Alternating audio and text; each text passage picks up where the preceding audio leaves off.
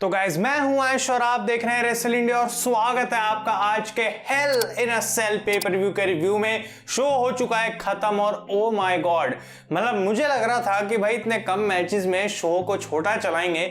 Show काफी लंबा था लेकिन उसके पीछे आज पूरा का पूरा एक रीजन था कि आखिर ये शो लंबा क्यों था। मतलब जो 3 hello in a cell matches हमें देखने को मिले, क्या कमाल WWE ने कर दिया। Randy Orton has become 14 time WWE champion. Roman Reigns ने तो भाई अपने भाइयों की जिंदगी में तबाही मचा दी और साशा बैंक्स ने भी बेली को फाइनली स्ले कर दिया है to become the SmackDown women's champion. बात करेंगे सारे शो के रिजल्ट्स के बारे में। फटाफट से आप लोग जो है इस वीडियो को लाइक कर दें और अपने ओपिनियन शो के बारे में मुझे कमेंट्स में बताना ना भूलें। स्टार्ट करते हैं। तो सबसे बड़ा सरप्राइज WWE ने शुरू में दे दिया था कि Roman Reigns versus Jey Uso के मैच से शो को स्टार्ट करा गया। मतलब मुझे लग रहा था कि शायद ये मैच मेन इवेंट में भी हो सकता है, लेकिन यहाँ पे WWE ने इसको स्टार्ट करा। और अच्छी बात आज ये थी इस पूरे शो के अंदर कि एक मैच बीच में था, फिर हेल इन अ सेल, फिर एक मैच, फिर हेल इन अ सेल। तो बोर नहीं हो रहा था बंदा hello in a Cell match से। और जबकि मैच बहुत ज्यादा लंबा था रोमन रेंज और जे ऊसो का, आई थिंक ऑलमोस्ट 45 मिनट्स तक ये मैच चला होगा। लेकिन what an ultimately beautiful story telling bye WWE in this match. मतलब मैं कहूंगा कि रेसलिंग हमें इस मैच में देखनी नहीं चाहिए, क्योंकि ये मैच सिर्फ स्टोरी के लिए बना था। ये मैच इसलिए बना था ये जानने के लिए कि आखिर रोमन रेंज जे ऊसो को आई क्विट कैसे बुलाएंगे, क्योंकि हमको पता था कि यहाँ पे रोमन रेंज मैच को जीतने वाले हैं, उसमें कुछ खास था नहीं हमारे लिए। लेकिन वहां तक WWE पहुंचेगी कैसे, वो इकलौती ऐसी चीज थी जो इस मैच को अच्छा बना सकती थी। और रोमन रेंज ने क्या कमाल कर दिया, क्योंकि गाइज यहाँ पे रोमन रेंज ने जो कुछ किया, जे ऊसो आई क्विट बोलने के लिए तैयार नहीं थे। उन्होंने 3 स्पीयर्स लगाए, सुपरमैन पंच लगाए, जे ऊसो ने अपने फिनिशर्स लगाए। Roman Reigns obviously I quit नहीं बोलने वाले थे। इन्होंने स्ट्रैप का इस्तेमाल करके एक दूसरे को आपस में बांध लिया और फिर एक दूसरे से रेसल कर रहे थे। मतलब अल्टीमेट मैच था। और एट द एंड जो चीज हमें देखने को मिली इस मैच में वो थी एब्सोल्युटली अमेजिंग, जो कि मैंने नहीं सोची थी। अगर आप में से किसी ने प्रिडिक्ट करा हो तो काफी लाजवाब प्रिडिक्शन ये रही होगी आपकी, क्योंकि जे ऊसो बिल्कुल ऐसी मरी हुई हालत में रिंग के अंदर पड़े हुए थे और वो आई क्विट नहीं बोल रहे थे, बल्कि बाकी सब कुछ उन्होंने जो है वो गिव अप कर दिया था। वो आई क्विट नहीं बोल रहे थे, रिंग के अंदर गिरे हुए थे और रोमन रेंज को समझ नहीं आ रहा था कि यहाँ पे उनको करना क्या चाहिए। तो वो इतने गुस्से में आ गए थे कि उन्होंने रेफरी को भी अटैक कर दिया। और उसके बाद नया रेफरी आया तो सही, लेकिन वो रोमन से ऑब्वियसली डर रहा था। उसके बाद एडम पियर्स और एक और ऑफिशियल उनके साथ आता है। वो रिंग में रोमन को रोकने की कोशिश कर रहे हैं कि भाई और तुम इनको चोट ना पहुंचाओ। और फाइनली रिंग के अंदर आ जाते हैं जिमी ऊसो। तो जिमी ऊसो जो कि जे के ऑब्वियसली ट्विन ब्रदर हैं, वो आके रोमन रेंज के आगे एक बार फिर से हाथ जोड़ते हैं, जैसे कि उन्होंने क्लैश ऑफ चैंपियंस में टॉवल फेंका था कि भाई प्लीज तुम रुक जाओ, मेरे भाई को छोड़ दो। ठीक है, उसने जो करना था उसने कर लिया, उसकी गलती है और तुम समझो कि हम तुम्हारी फैमिली, हम तुम्हें प्यार करते हैं। और रोमन रेंज यहाँ पे इतनी कमाल की एक्टिंग करते हैं भाई, लगता है कि बिल्कुल रो रहे हैं और ऐसा लगता है कि उनको समझ आ गया कि हाँ जिमी ऊसो कितना सही बोलने की कोशिश कर रहे हैं यहाँ पे। और उसके बाद आता है कहानी में ट्विस्ट, क्योंकि रोमन रेंज अपना GNT फिनिशर जो है वो लगा देते हैं यहाँ पे जिमी ऊसो के ऊपर भी और उनको बुरे तरीके से पास आउट करा देते हैं। और जिमी ऊसो के ऊपर जब रोमन ने सबमिशन अप्लाई करा होता है तो इस तरीके से वो तड़फ रहे होते हैं कि वो जे को पकड़ पकड़ के बुलाने की कोशिश करते हैं कि भाई तुम मुझे बचाओ, तुम मुझे बचाओ। और फाइनली जब जे ऊसो को दिखता है कि जिमी दिक्कत में है तो वो आई क्विट चलाना शुरू कर देते हैं। मतलब एब्सोल्युटली अमेजिंग है, बोलते हुए भी गूज़बम्स आ रहे हैं जिस तरीके से स्टोरी लाइन को दिखाया गया। मैंने कभी नहीं सोचा था कि जे ऊसो रोमन रेंज का जो मैच है वो WWE इस तरीके से बुक करेगी और अल्टीमेट स्टोरी टेलिंग थी। मतलब मैच के बारे में कुछ बोलूंगा भी नहीं, क्योंकि स्टोरी लाइन जो थी आज हमें इतने कमाल तरीके से दिखाई गई और पूरा ये मैच उसके अराउंड ही बिल्ड करा गया था। Roman Reigns has won the match, he has retained the universal championship. और एंडिंग मोमेंट उससे भी ज्यादा कमाल की थी। पहले तो रोमन रिंग में खड़े होते हैं, दोनों ऊसोस ब्रदर बिल्कुल रोते हुई हालत में रिंग के नीचे, मतलब रिंग पर बैठे हुए हैं और उनको कुछ समझ नहीं आ रहा है कि रोमन ने हमारे साथ ऐसा क्यों करा है। और जब रोमन एग्जिट कर रहे होते हैं तो वहां पे रैंप पे उनको देखने को मिलते हैं आफा और उनके फादर सीका, जो कि उनको ट्राइबल चीफ का हार पहनाते हैं, गले में समोअन फैमिली का ऑनर देते हैं। और इससे काइंड ऑफ प्रूव भी हो चुका है कि Roman Reigns is the tribal chief और जो उनके कजन्स हैं उन्होंने यहाँ पे हार मान लिया, आई क्विट बोल दिया है। मतलब अल्टीमेट मजा आ गया इस मैच को देख के। और रोमन रेंज अभी भी यूनिवर्सल चैंपियन है, ये देख के ये जान के बहुत खुशी हो रही है। और जिस तरीके से WWE ने शो को स्टार्ट करा, इट वाज अमेजिंग।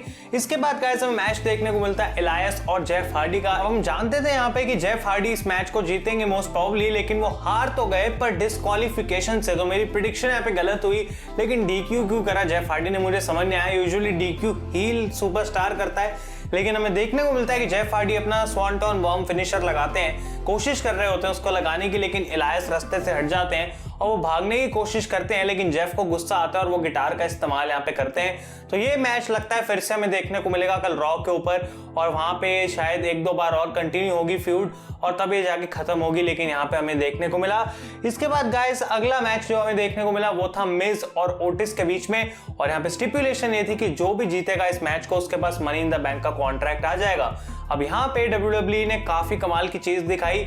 मैंने एक प्रिडिक्शन करी थी अपनी वीडियो में कल की, एक टर्न हमें देखने को अगर मिलता है तो उसकी मदद से यहाँ पे ओटिस अपना जो है वो रिटेन कर सकते हैं ब्रीफ केस, लेकिन मैंने प्रिडिक्ट करा था कि एट द एंड मिज जो है वो इस मैच को जीतने वाले हैं, और मुझे नहीं लगता कि ये टर्न सच में होने वाला है। अब WWE ने कमाल की बात यहाँ पे ये करी कि भाई टर्न भी हुआ और ओटिस इस मैच को हार गए और मिज भी जीत गए। तो भाई यहाँ पे हुआ एक्चुअली में क्या कि मॉरिसन ने तो नहीं हील टर्न करा अगेंस्ट मिज, लेकिन टकर टर्न हील अगेंस्ट ओटिस। ये एक ऐसी चीज थी जो आई डोंट थिंक कि किसी ने प्रिडिक्ट करी होगी, अगर करी है तो एक बार फिर से काफी कमाल की आपकी प्रिडिक्शन रही। लेकिन गाइस यहाँ पे हमें देखने को मिलता है कि मैच के दौरान जॉन मॉरिसन बार बार इंटरफेयर करने की कोशिश करते हैं, तो रेफरी जो होता है वो बेसिकली उनको यहाँ से इजेक्ट कर देता है, और उसके बाद मिज बच जाते हैं जिनकी बुरी हालत होती है ओटिस से, वो हारने वाले होते हैं। लेकिन टक्कर जो है रेफरी को डिस्ट्रैक्शन देखते हुए ओटिस पे money in the bank briefcase से अटैक करते हैं, और इसका फायदा उठा के मिज जो है इस मैच को जीत चुके हैं। तो ये एक ऐसी चीज थी जो कि आई डोंट थिंक कि किसी ने, जैसा कि मैंने कहा, सोची होगी कि WWE ऐसा कुछ करेगी। और हमें एक बैकस्टेज सेगमेंट भी देखने को मिलती है जहां पे ओटिस और टक्कर ब्रॉल कर रहे होते हैं आपस में। तो ये जो है अचानक से WWE ने इन दोनों को स्प्लिट तो करा ही, लेकिन अब टक्कर जो है वो अगेंस्ट हो चुके हैं ओटिस के। लेकिन इसके ऊपर जो सबसे बड़ी बात है वो ये है कि मिज के पास अब मनी इन द बैंक का ब्रीफकेस आ चुका है और ओटिस अपना ब्रीफकेस हार चुका है। तो अब मिज किसके ऊपर कैश इन करेंगे, वो रॉ पे हैं, तो क्या वो WWE चैंपियन पे कैश इन करेंगे, आई डोंट नो, लेकिन आज हमें देखने को मिला। इसके बाद गाइस अगला Hell in a Cell match जो हमें देखने को मिला वो था for the SmackDown women's championship, Bayley against Sasha Banks, and oh my God, मतलब मैं ये कहना चाहता हूं कि one of the best matches ये था साशा बैंक्स और बेली के बीच में। अब एक बार फिर से hello in a Cell match था, काफी स्लो मैच था, लेकिन स्टोरी जो इन्होंने पोर्ट्रे करी, जो दिखाई अपने इस मैच में, इट वाज अनबिलीवेबल। मतलब इन्होंने वेपन्स का यूज करा, इन्होंने क्या क्या कमाल के मतलब अनोखे इस्तेमाल करे वेपन के, अनोखे मूव्स करे मैच के अंदर, जो कि देख के मजा आया। एक आराम से पेस पे मैच चल रहा था ताकि सारी चीजें वो उनको ढंग से दिखा सकें और विन तक पहुंचने वाली जो सिचुएशन है, ऐसा ना हो कि 5 मिनट में मैच खत्म हो गया और पूरे hello in a Cell match का किरकिरा मजा जो है वो किरकिरा हो जाए। और यहाँ पे हमको ये बात नहीं चाहिए थी, और इस वजह से गाइस मैच जो था मुझे बहुत ज्यादा पसंद आया। साशा बैंक्स इन पर्टिकुलर क्या कमाल की परफॉर्मेंस उन्होंने दी है, मतलब उनके मीटियोरा वाला जो मूव है मुझे इतना पसंद आने लगा है कि कभी भी ऐसा लगता नहीं है कि साशा बैंक्स जो है एक मूव करेंगी और उसको बॉच कर देंगी, उसका बहुत कम चांस है। और बेली और उनकी केमिस्ट्री कितनी कमाल की है वो तो हम जानते ही हैं। तो इस मैच की भी जो एंडिंग थी वो पूरी स्टोरी लाइन के अकॉर्डिंग चल रही थी, WWE एक स्टोरी लाइन को फॉलो कर रही थी, और जिस तरीके से स्मैकडाउन पे फोर्सफुली बेली को उन्होंने कॉन्ट्रैक्ट साइन कराया था, उसी तरीके से आज फोर्सफुली उन्होंने बेली को टैप आउट भी करा दिया, and she has become the new SmackDown women's champion. मतलब मजा आ गया इस मैच को देख के। और मैं आपको फिर से ये बोलूंगा कि अगर इस पेपर व्यू को आपने नहीं देखा है तो तीनों hello in a cell matches आपको पूरे देखने चाहिए, और अगर आप डेफिनेटली स्टोरी लाइन को फॉलो कर रहे हैं इतने हफ्तों से तो आप डिजर्व करते हैं कि आप इस पूरे मैचेस को भी देखें, क्योंकि भाई जिस तरीके से मेहनत करी गई है छोटी छोटी चीजों पे जो पकड़ कर दिखाई गई है। मैं आपको यहाँ पे एक फैक्ट बताता हूँ कि जो बेली और साशा बैंक्स के मैच की एंडिंग थी, जब साशा अपना पैर पीट रही होती है बेली को ताकि वो टैप करे उन पे फोर्स डालने के लिए, यही सेम चीज उन्होंने अपने बेली वाले मैच के एंड में करी थी इन NXT टेकओवर।